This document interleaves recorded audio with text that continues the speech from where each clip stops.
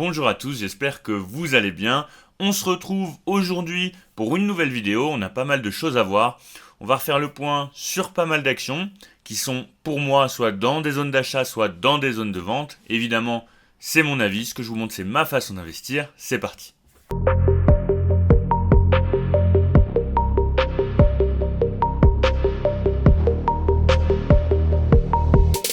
Avant de commencer, je voulais évidemment vous remercier. J'ai un petit peu moins de vidéos en ce moment, mais vous êtes toujours très actifs sur la chaîne. On est de plus en plus nombreux.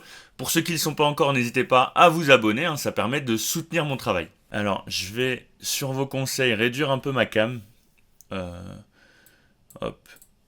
Histoire de pas trop couper les graphiques. Je sais que ça arrive assez régulièrement, donc voilà, je vous écoute. Alors là on est sur Accenture. Accenture, je vous en ai déjà parlé. Je vous en ai parlé au moment où on arrivait sur la moyenne mobile 200 périodes. Je vous disais que ça coïncidait à peu près avec, pour moi, une zone de support haussier en jaune. Alors vous allez voir, Accenture, c'est une action qui est cotée aux États-Unis, mais il y a aussi une cotation en Europe, notamment en Allemagne. Donc on va regarder un petit peu les deux actions, sachant que pour l'action allemande, l'ouverture des marchés s'est fait avant. Donc si on regarde un petit peu, elle est où je l'ai dans ma watchlist PEA. Hop. Alors, si on regarde un petit peu, pour celle qui est cotée en Europe, vous voyez l'ouverture du marché. Bon, on n'a pas exactement le même graphe, ok, on est d'accord là-dessus. Mais l'ouverture du marché, c'est déjà produite. Là, pour moi, il est 14h30. Donc effectivement, j'avais call notamment sur la cotation US, donc c'est plutôt celle-là. Donc j'avais call le fait qu'on était pour moi dans une potentielle première zone d'achat. Vous savez que je l'ai acheté sur compte titre. Et là on a eu une news, notamment sur les résultats qui sont au-dessus de ce qui était anticipé. Donc on est reparti un peu à la hausse. Bon, vous voyez qu'on a méché quand même, et qu'on est en train de se faire légèrement repousser par les vendeurs.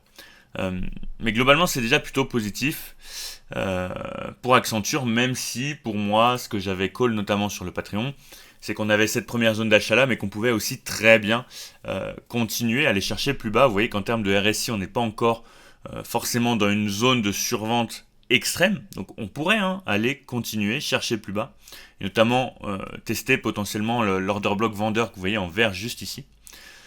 Mais donc ça repart un petit peu à la hausse. On a un article juste ici, avec des prévisions de croissance, notamment au niveau du chiffre d'affaires, qui sont supérieures aux estimations. Et ça, généralement, effectivement, le marché aime bien. Les analystes tablaient sur quelque chose, on est au-dessus.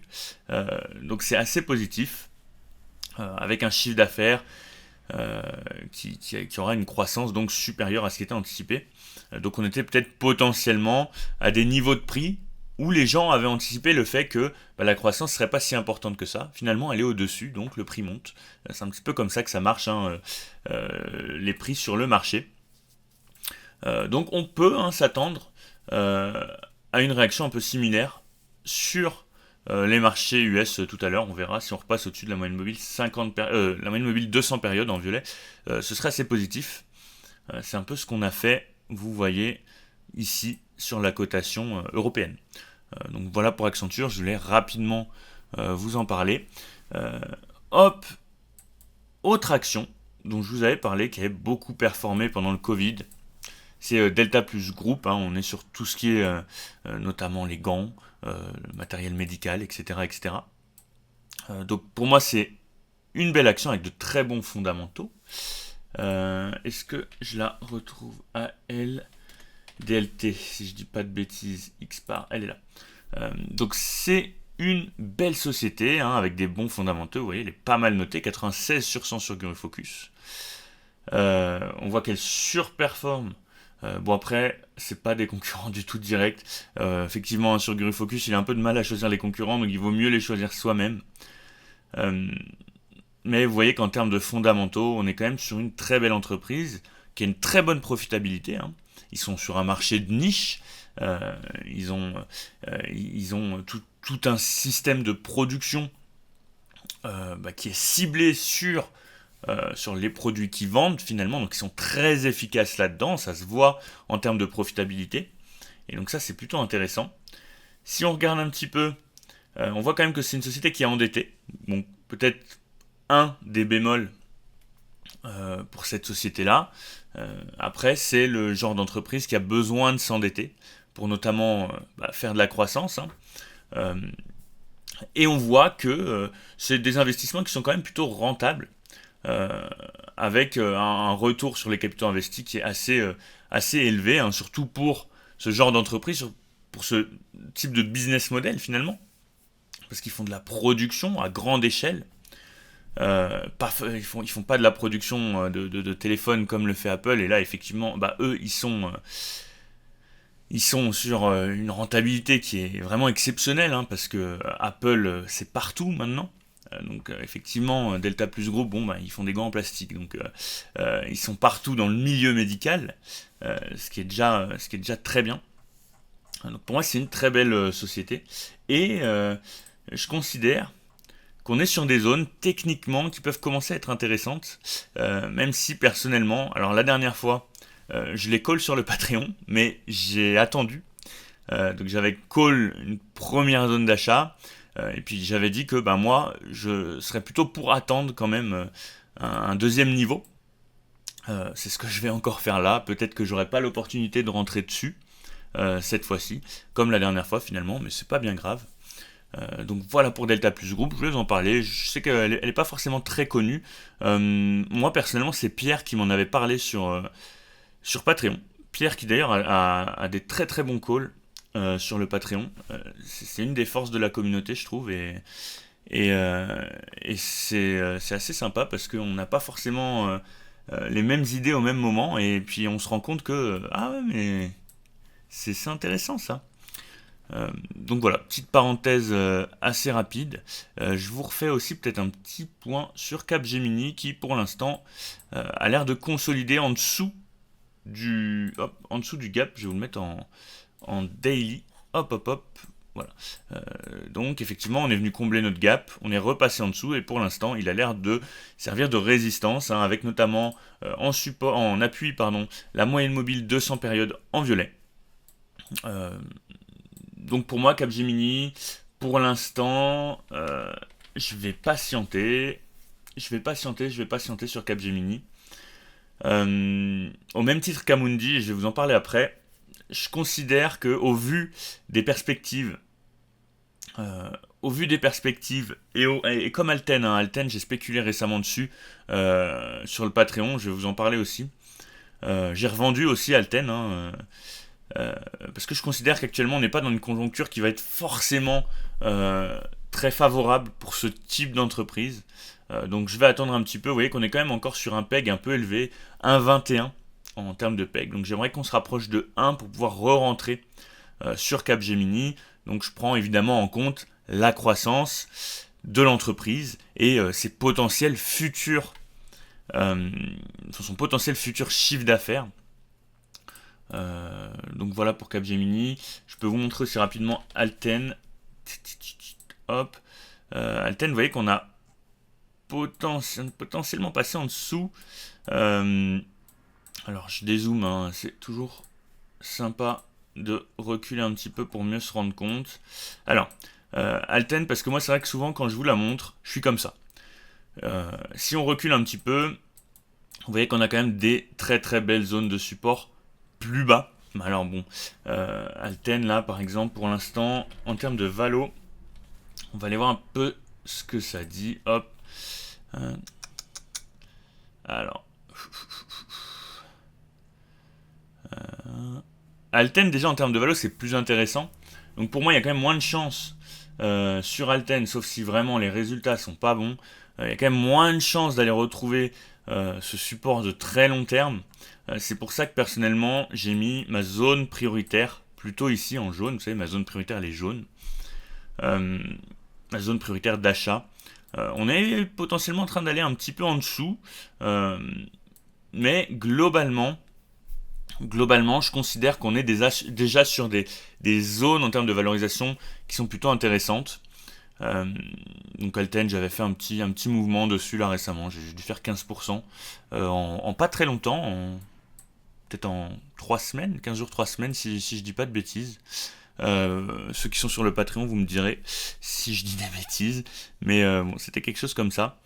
Donc Alten, pour moi, qui pour l'instant est plus intéressante, même si je trouve que la conjoncture pour le secteur d'activité n'est pas forcément géniale.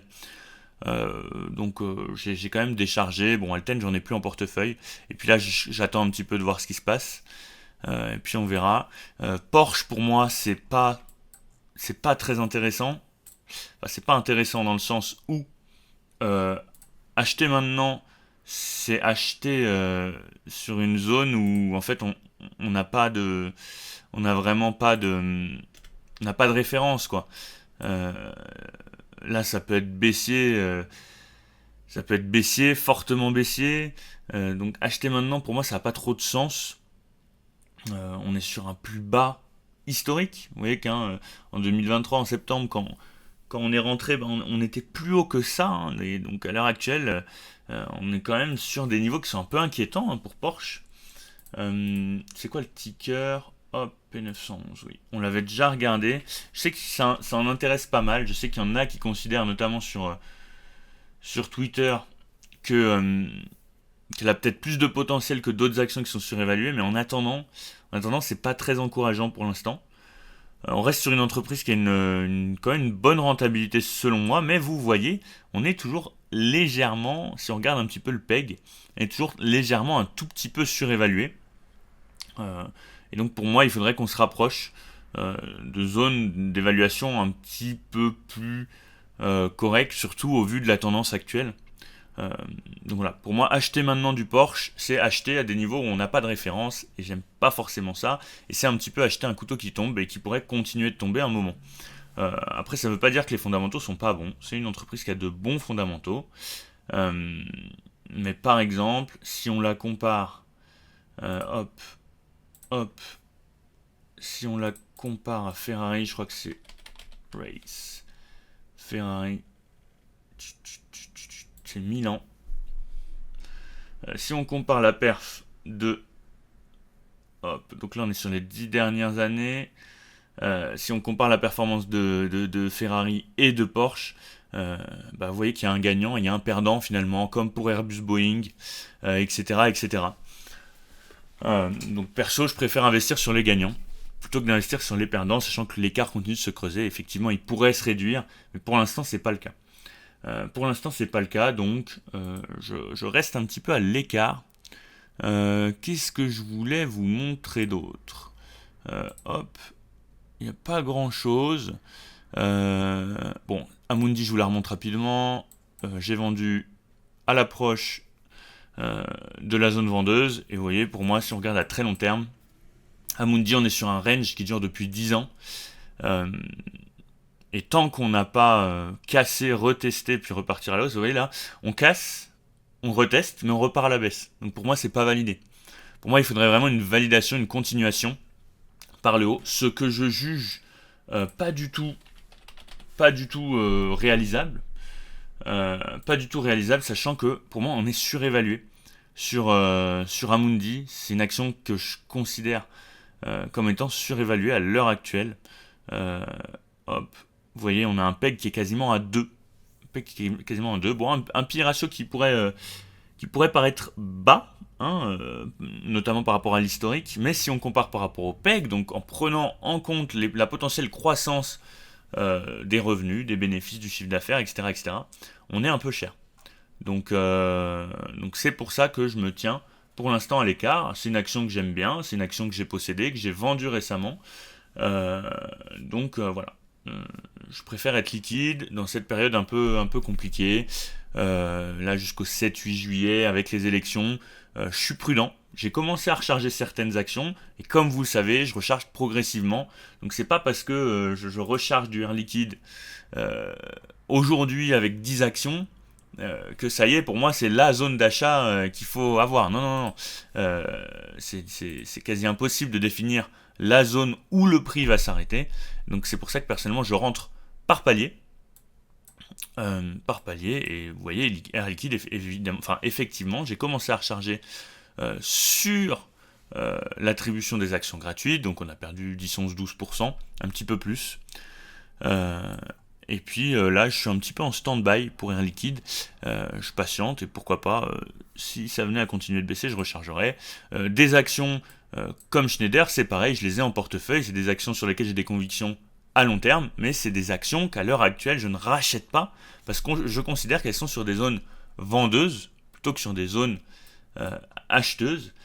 Et à l'heure actuelle, pour moi, sur Schneider, on est plutôt surévalué. Je vous montre ça. Hop, voilà.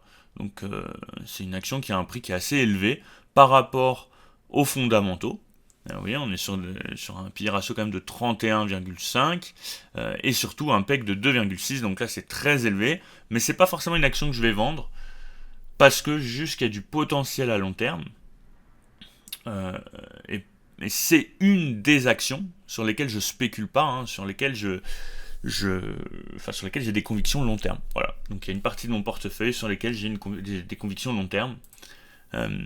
Et donc c'est des actions que je ne vends pas, même si je les juge un petit peu surévaluées. Et si elles devaient revenir sur des zones qui m'intéressent, eh ben j'hésiterai pas à recharger.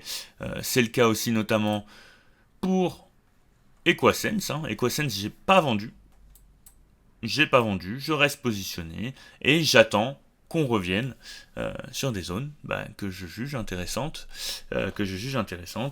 et je garderai ces actions-là à long terme tant que pour moi les fondamentaux sont bons. C'est pas des actions que je vendrai. Ça m'est arrivé de changer de conviction sur certaines sociétés. Donc c'est des actions que je voulais garder à long terme, qui finalement, avec la conjoncture, ont fait que c'était plus si intéressant que ça pour moi. C'est notamment des mouvements que j'ai fait pendant le Covid, où je me suis dit, là c'est des actions qui ont quand même pris cher, qui vont avoir du mal à se relever, et je pense que je peux faire des mouvements peut-être plus intéressants, avec plus de potentiel ailleurs, et dans ce cas-là, effectivement, ça peut m'arriver de changer de stratégie. Donc voilà pour cette petite vidéo. J'espère qu'elle vous aura plu. Comme d'habitude, n'hésitez pas à liker, à commenter et à vous abonner. C'est ça qui fait fonctionner la chaîne.